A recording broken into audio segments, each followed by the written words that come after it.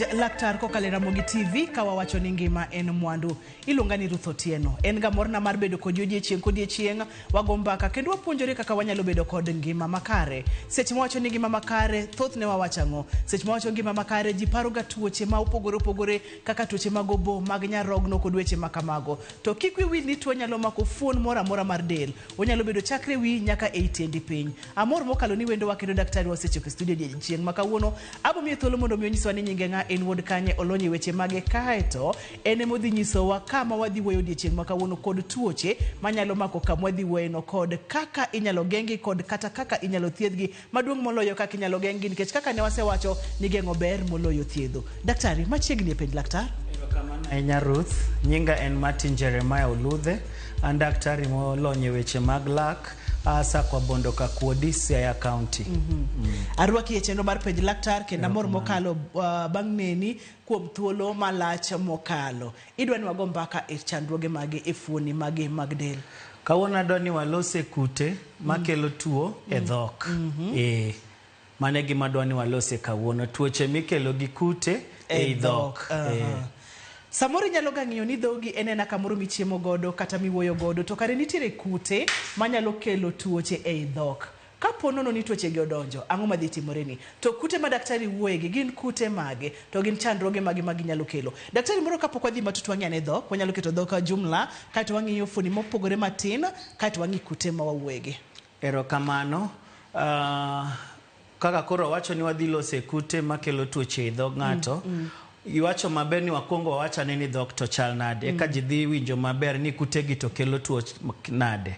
E dhowa ka no wacho kawaida ni wan gi leke, wan gi lep, wan gi ringruok mar lak. E dhowa ka be wan go lao ma environment mar dhok. To kwa kawaida wan gi kute e dhowa kae kata ng'ama ngima mwaluongo ni normal flora. To kae nitie gik moko adek madwaro ni mondo jopiny otimre nade owinj kwa chako chenro ni. Kapok walose kute kaka dhi kelo tuo, nitie gik moko adek madhi interact momiyo kute gi nyalo kelo shida e dhogi kata e dendi kaka dhano. Wan gi dhano wuon mwaluongo ni host ma en dhogi kuma kute gi otimre nade odakie. Mano donge dhogi to nitie kaka dhogi olosi. Mana kaka in gi pien e dendi e dhok ka be wan gi ringruok mar lak kata pien mogeng'o inside structures gi structures ma oko.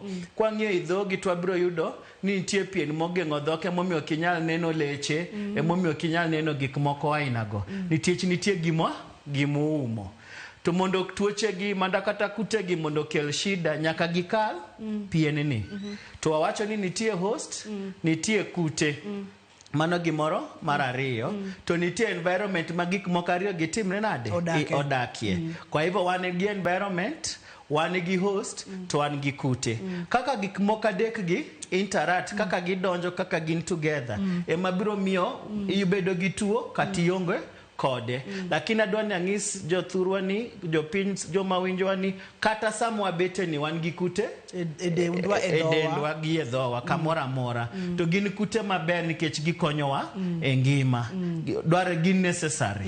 Lakini sama koro i create environment ma favor kute maricho mondo bi kore ka tuoche timre nade bet. Aparo ni kanyo gi winjo maber. Maler mokalo. Tiende ni gini en environment kata alwora ni ema ang' no mi kute maricho kata kute obed mang'eny e dhok ma ang' no kel tuoche mag dhok. Ni alwora ni chal nade. Kaka koro wach kumwa bete ni alwora ni ler emomiyo wanyalo kata yueyo maber. To kidhi kelo gimoro makelo harufu marach ka koro kwa binyalo timang'o bet ka tiende ni seloko alwora. Koro i dhok kae be en micro alwora, micro environment. Wan gi leke, wan gi gik mang'eny, to wan gi bacteria modak ka, wan go lao. Gigi te nyaka bed balanced. Ka moro yombo wadgi to kore ka shida chako beti. Koro mane gima doni wa understand mokwongo. Gi kanyo nogo no wang'eya ne kute mathoro kelo tuoche mag dhok. Nikech wantiere kod kute mang'eny kelo tuoche mopogore mag dhok ma bende ng'eny mokalo mathoro bedo mang'eny gi mage kata moko gi wanyalo mulo mana matin to wasudo. Erokamano. Kwa hivyo mana kaka iwacho maler no kute manie dhok ng'eny lakini mang'eny mologi gi te en bacteria. Waluongo ni kute miluongo ni bacteria.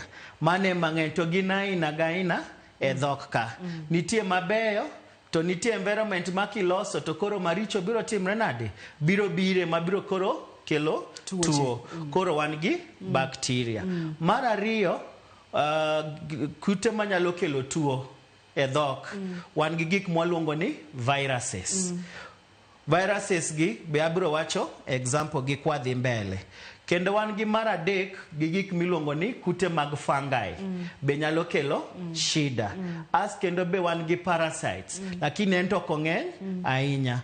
But adek mwawacho ka, bacteria, fungi gi viruses. Mage kute ma sana sana kelo tuo e dhok.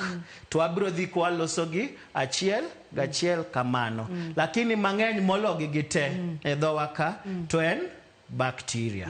Koro nitie bacteria ma kawaida maonge shida, to nitie bacteria ma ka koro chako betie, ka koro alwora cha olokre, to koro tuo timre nade? Chako medore.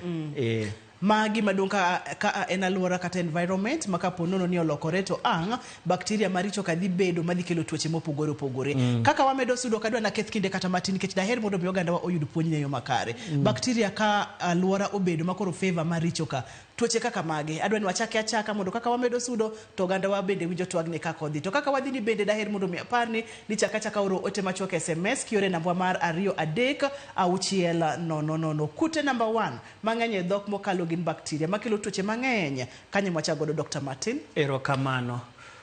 Kapok adhi ahinya ma chenro maduong', but koro adhi yiero mana gik mwaneno ahinya, kech tuoche to ng'eny. Ka wachako kata bacteria kendo kwa bitieko. Koro adhi mana mulo maneno mwaneno ahinya e hospitande kuonde mwathiedhe. Koro bacteria gi awacho ni gin nitie mwaluongo ni normal flora ma kawaida.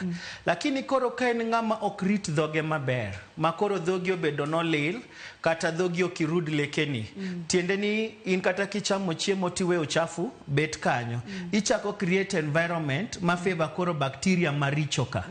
To ging'eny, wan gi mwawango ni aerobes manyalo tiyo kuma oxygen nitie, to nitie moko mabe nyalo dak makata oxygen no timre nade? Onge. Waluongo gi ni anaerobes. To mage maricho mogik. Kata kuonde miyudogie. Wawach kaka koro joma nigi, wawacho ni gimwaluongo ni periodontal pockets, ringruok mar lak.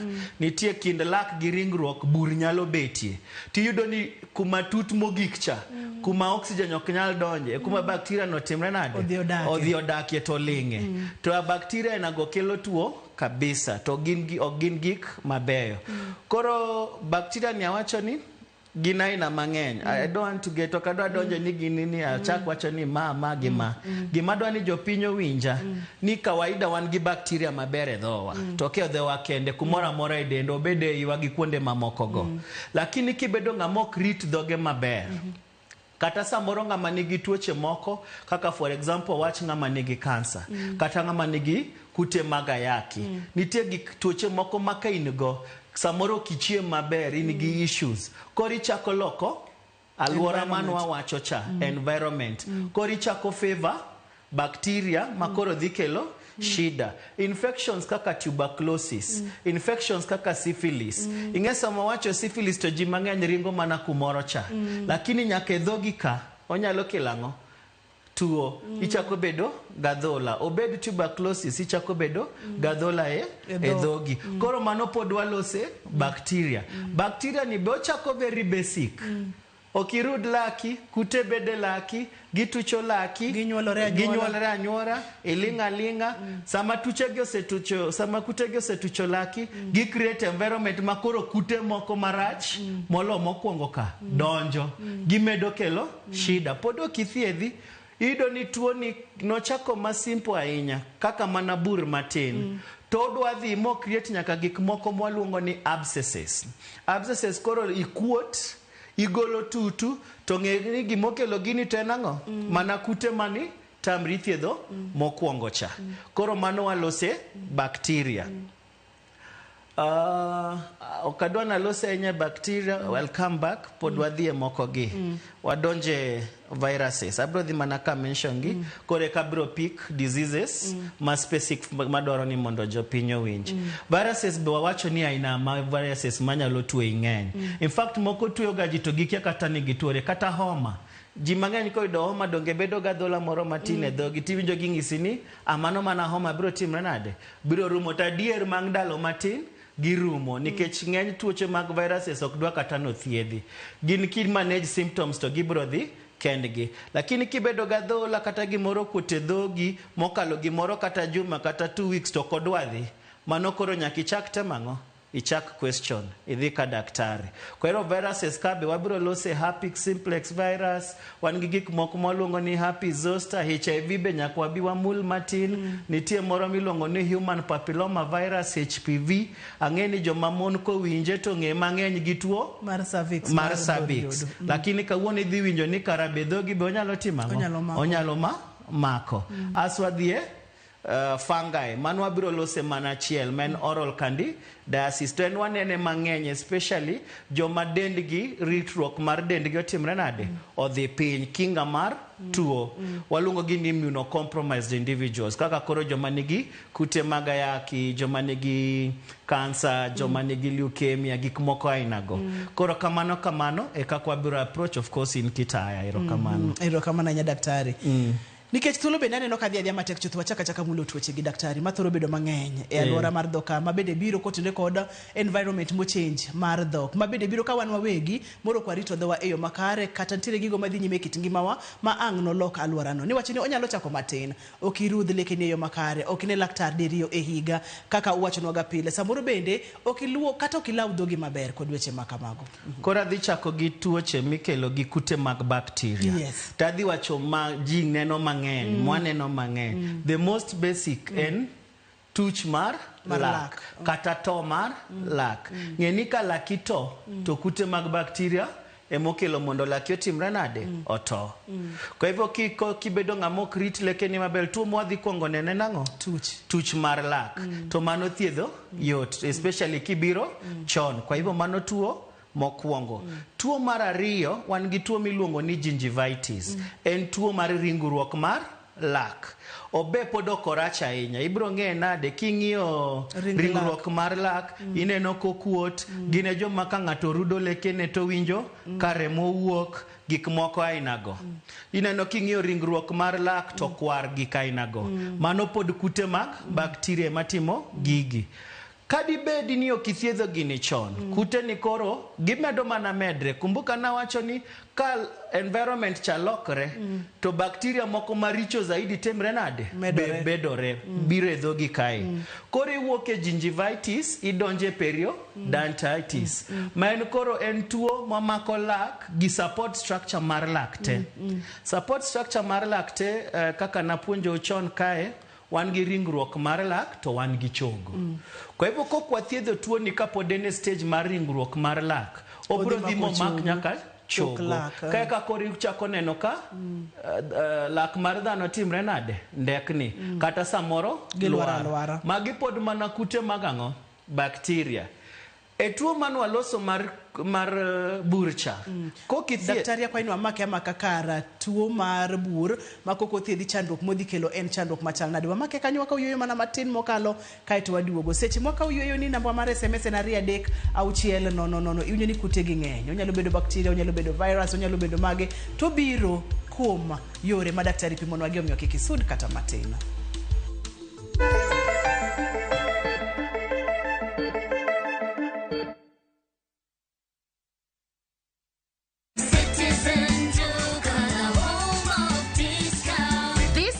Amazing deals await at Mama Soko with Citizen Duka. Get skuma at 29 from 35 shillings, watermelon at 75 from 85 shillings, and long bananas at only 79 per kg from 89 shillings. It's simple. Dial *487*5#. Select the product you want, make your payment, and pick up your basket at any Quickmart supermarket near you.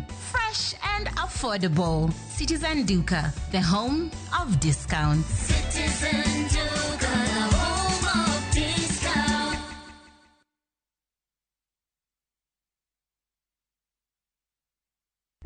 Saa zingine mambo kupata bila plan.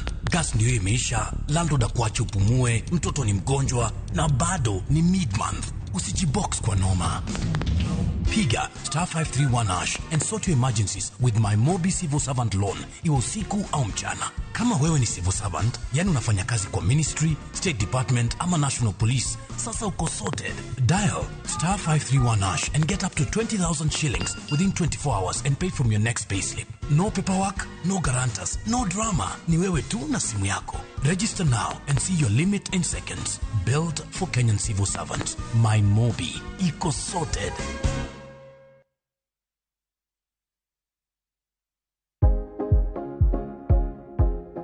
Yuoye wich mang'ich mos ka itang' ni mar yie wich makamago gin mayom yom kendo nyalo chote yo mayot.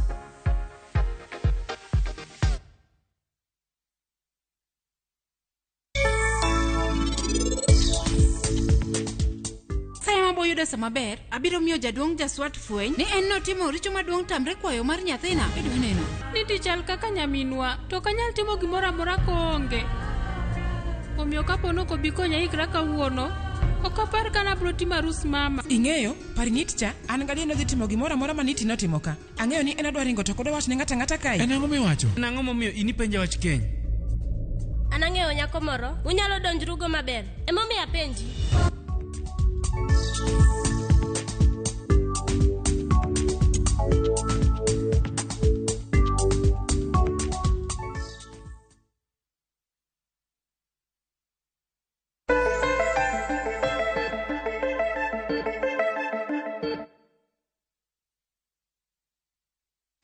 Machiegni kendo penj laktar kokalo Ramogi TV ngima en mwandu. Wantiere kod Dr. Martin en laktar molonje tuoche ma ikelo kod kute e dhok. Mabedo pimonwa ni lokruok mar aluora mar dhok kiloke ma ok iluoko dhogi e yo maber, ok irito ring lake e yo makare, ok irito lewe e yo makare, aluora no dhi lokore ma ang' no ywa kute ma okare. Onyalo bedo kidienje mopogore opogore. Ne wantiere e kidienje mar ariyo mar tuoche namba 1, ne wayudo ni tuch mar lak kata to mar lak. Wadhi nyime daktari. Kore tuch mar lak kae emana temo lero ni kapoko koko thiedhe chono be ni pod kute go we kanyo onyalo dhi kelo gik mwaluongo ni abscesses.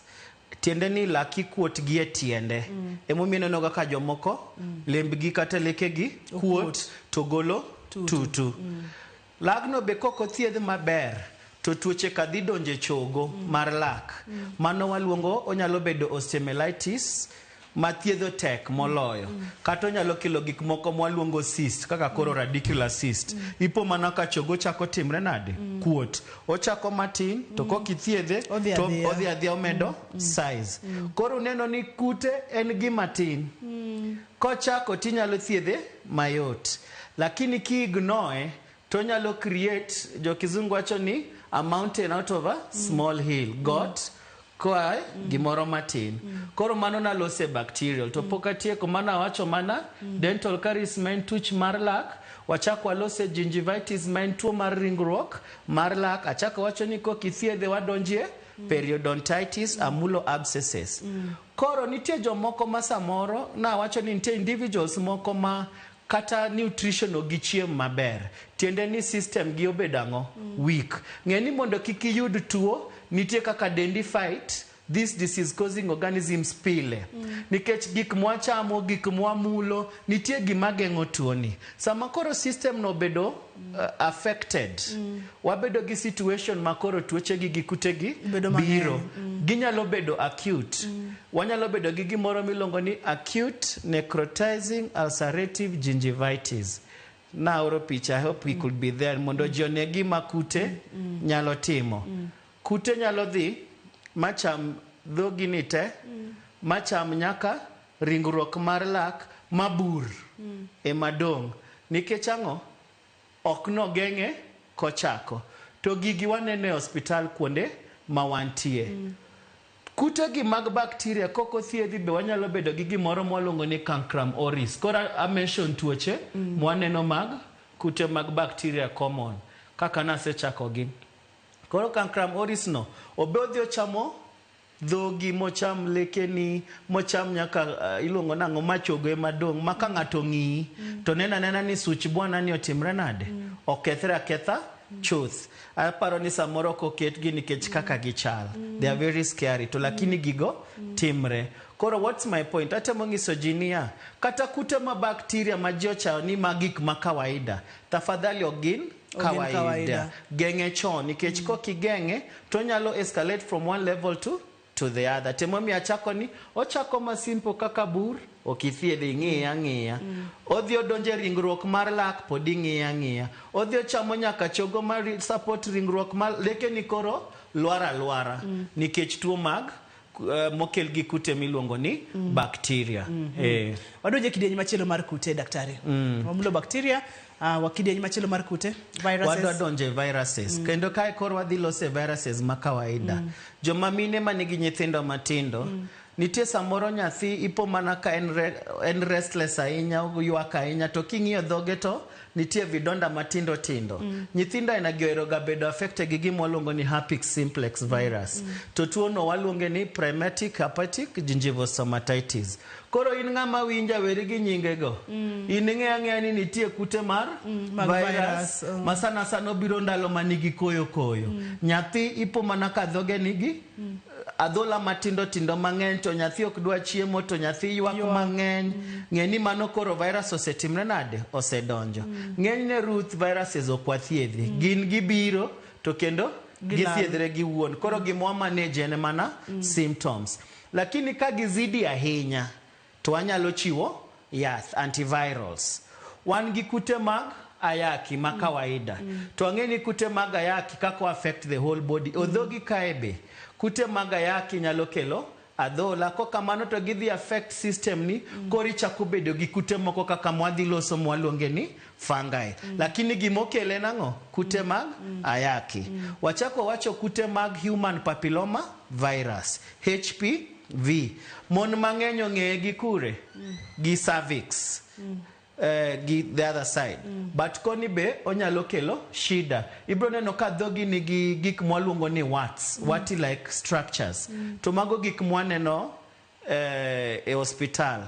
To Ruth ang'eni sani pod piny chon, lakini adhi loso joma dhi winja. Sama ji riure, chuo gi mon.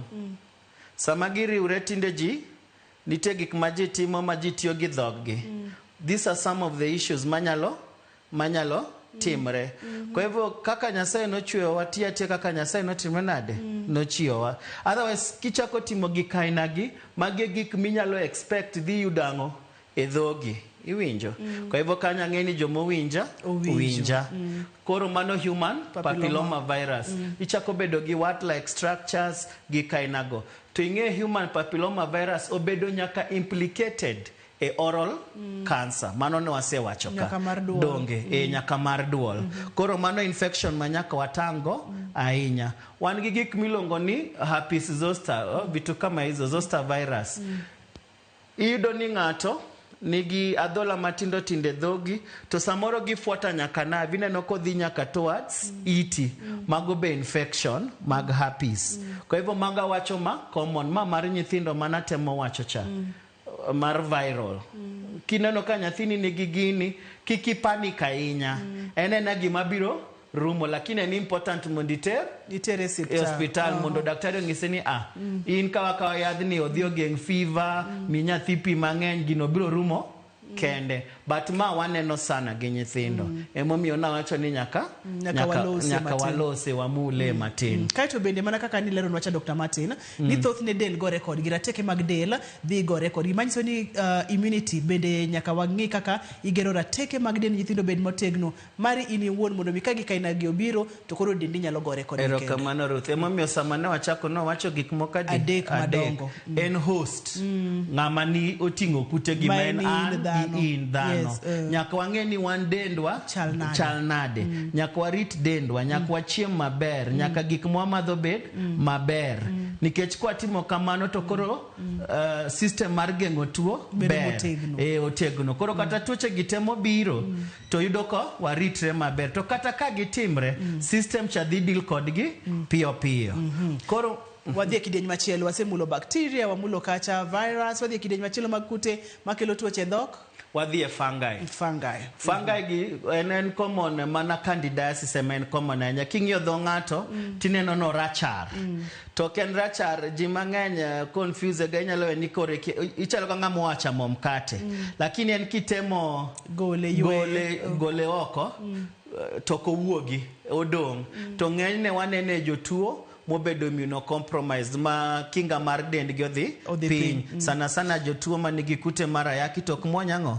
Ok muony yath. E kumwaneno gino. Parasitic to koro layer kabisa. Mondi radgo leishmaniasis mago tek sana mondi radgo. Tuoche moradogo ahinya mana mag bacteria. Bacteria number D? Number 1. Mamano nyakwang'i maber. Aswadhie number 2, viruses. Aswadhie number 3, fungi. En penja laktar kokalo Ramogi TV kawacho ni ngima en mwandu. Nitiere ranyisi mang'eny ma daktari opimonwa makineno tinyalo chichni nyaka bedie magi gin tuoche ma ikelo kod kute e dhok ka to mar lak, leke matuche inyalo kawe mayot. Daktari opimonwa kacha ni kaki kawe mayot no kaka omedo dhi marach kendo nyalo kelo chandruok matamre gi nono. Kidienje kaka viruses, rateke mag del, tugo kata play role maduong' kamokalo. Rateke mag del chal nade kaponono ni tuo donjo bende dendi nyalo gore kodgi. Kae to bende mulonwa kacha weche mag fungi ma bende opimonwa kaka chal. Jomage mathoro gamo tuoche kata kute makelo tuoche e dhokgi. Nipimonwa ni jogo ma samoro ntiere kod rateke mag del mantiere piny kotenore kod samoro thieth ma ng'ato kawo kaka mag kansa kod gi kainago samoro bende ng'ato nigi kute kaka koro kute mag ayaki, cancers moko kaka wacho leukemia, anemia, mago te obedo ng'ani en predisposed mag yudo tuoche gi. Wan gi joma wacho ni endocrine disturbances, ng'eni dendi kaka system ni tiyo, hormones are involved. Maka gimoro ok ti maber, ibet tayari sebedo compromise. Joma nigi tuoche kaka koro tuoche mag sukari, chango mar gi tek, kati immunity gi dhi piny. Mago joma pod obedo predisposed ne tuoche gi. Jomok chiem maber, kaka koro joma madho kong'o ahinya, gionge ga sa mar chiemo. Jena go pod obedo predisposed e tuoche aina gi. Jomok rit dhog gi maber, girud leke gi. Jomok dhi ka dakteche mag lak. Jomok ti gi gimiluongo ni dental floss. Joma tiyo gi yedhe mag kulevya gi, yedhe mag kaka kong'o, obed ndawa. Jena go te bedo compromise, ginyalo yudo tuoche gi mayot. Iwinjo weche go maber mokalo. Anase ya online cho ni nyalo penjo mora ma intiere godo ne Dr. Martin kokale yore SMS ma en 23690. Daktari opimonwa ranyisi makineno tinyalo chichni nyaka bedie ni tuoche gi kata kute gi obedo mang'eny makoro kelo chandruok e dhok. Namba 1 wacho kata kineno ka dhok chako lokore ahinya ring lak koloko rangi koro biro makwaro golo remo kod weche makamago, adhola matindo e dhok iwacho ni nyalo bedo ranyisi. Patches marochere iwacho ni nyalo bedo ranyisi. Kachiel kod mawiya nyalo wil godo ging'eny. Ineno ni kaka kori wacho maber, irudo laki ineno remo, mano ranyisi. Ineno ka leke ni osechako ndekni, mano ranyisi. Iwinjo ni in gi fever all of a sudden kaka koro mar nyithindo, mano ranyisi. Dhogi dum, mano ranyisi. Leke ni osechako loko rangi, samoro gilokre rateng', mano pod mana ranyisi. Iwinjo kiol, dendi ol, mago pod ranyisi ni nitie infection modonje dendi. Ng'eni infection kaka malaria ditimi, donge mani bedo infected gi parasitic organism. Infection kodonje dendi be biro winja ni gimoro to nitie ka molokre. Daktari, akwayo ni wakawie yoyo mana matin. Mono mayud weche manyien e yo machuok kae to kwaduogo to wadhi online to seche madhi online cha bende wabong'e ane weche mag diagnosis kaka thothne itimo nonro kod yore mag thieth kaponono ni ng'ato gamo tuoche gi kokalo kuom kute mopogore mileronwa. Erokamano. Kik idhi mabor, kik isudi, penj laktar. Wakawiyo bang' thuolo machuok kwaduogo to waya online mondo mi penj laktar.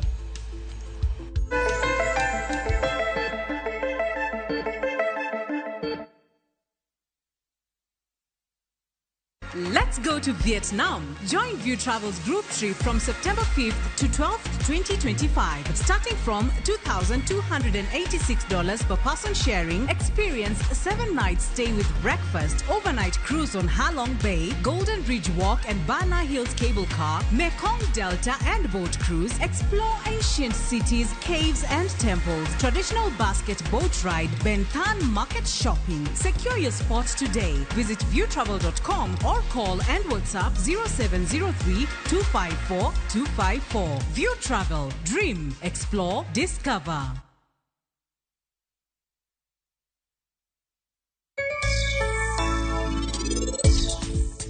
Niti chal kaka nyaminwa, to kanyal timo gimoro amora konge. Omiyo kapono ko bikonya ikra kawuono, ok apar kana bro timo arus mama.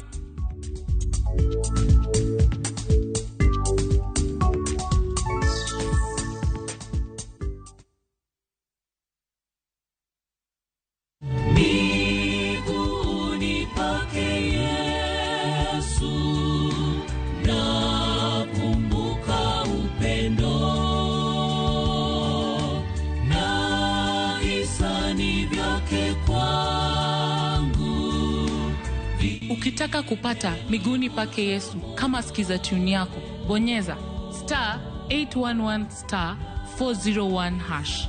Kumbuka, Skiza na Citizen ni nyumbani kwa wasanii wote.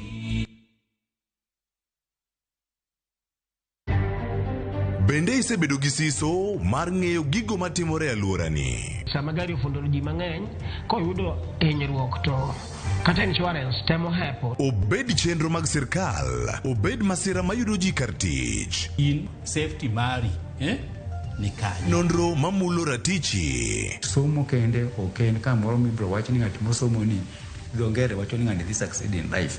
Wuok tich ka wuok tich. Iro curriculum design uchinj e chenro mar rameny piny sa 1:30 otieno. Wan oganda luo nyaka wakoro waneni to be wanyalo bedo gi kembni. Nyise oganda jo Kenya gimonjo be ni giwinjo kuomi. Ka ikelo nigi Lydia Okeyo. Akoro ngajo ng'ato ak mar rameny piny. Chick by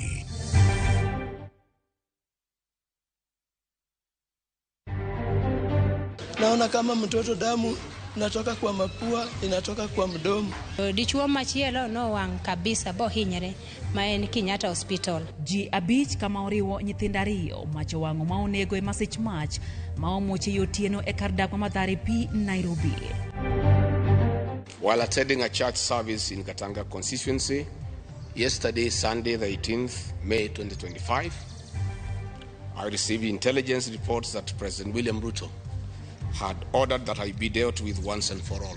Rigathi Gachagua koro wacho ni sirikal mar William Ruto omuoch lawe kendo ni kwet njore moko manyo kao ngimane oko. Kadwani jomoko wach ni nyawang'ayo biro enoka onge campaign moro amora magoyo. Ansani ane tuaga mag dongruok. Constitution ma chama en ibro tigo. Eng'wela rokom kar chung' od bura ma Kasipul, jakom ODM Gladys Wanga okoni biro tim welo mar yudo jachung' gi otiko duond burano ma onge dewo wang' nyalodia.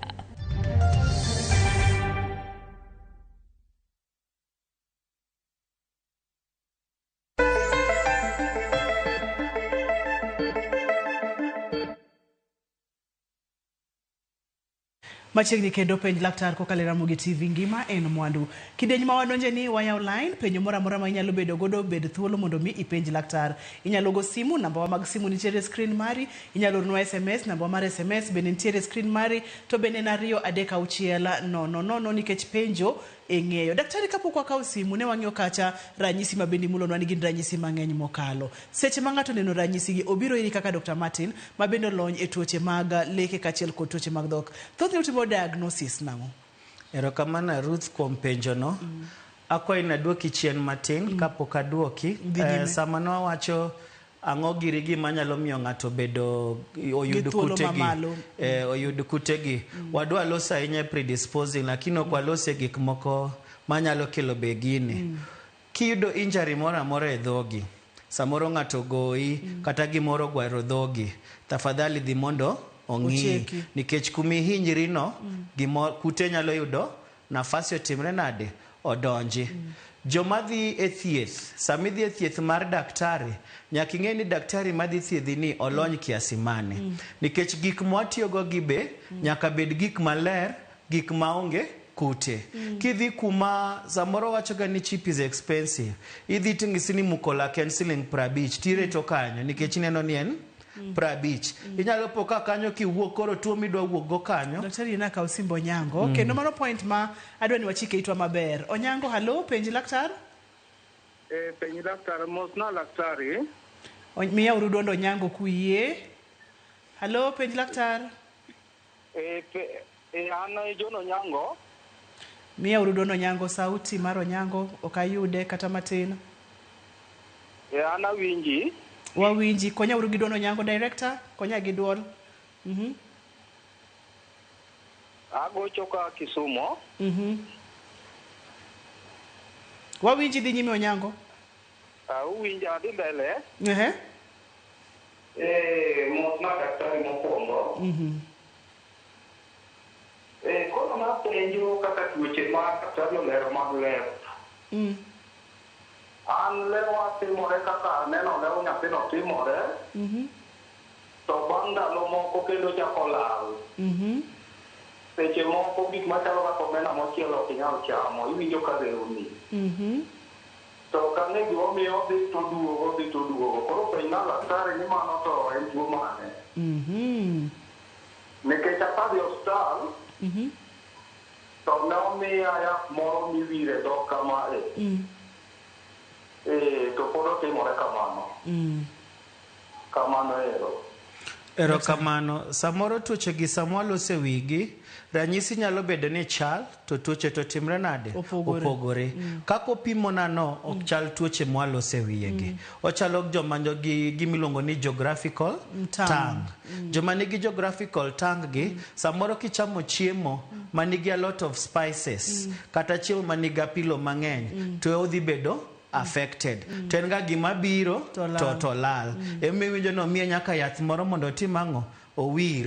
Mano di bede gimgo kaka nitie yedhe moko mwamiyo gaji mondo iwir, mondo rem chotimre nade? Odog piny. Koro en to kapar ni en gi kute ma walosegi. Kako explain, mare no to charo geographical tongue. Lakini gima nyalo kwayo Onyango niya, wang' ni kotimore, to dhiye hospitali kumantie daktari mar lak. Biro ng'ise ni en ang'o mondo koro none maber.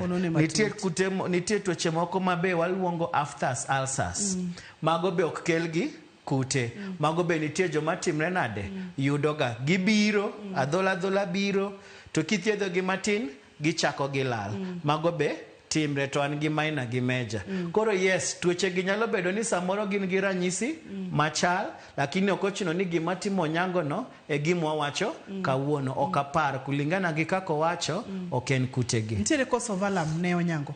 Okahinya. Lakini wang' ni kotimore, to dhi adhiya ka laktar molony, biro ng'ise ni Onyango gini en kama kasechiko ita maber mang'iyo ne ginang'o. Erokamano ahinya.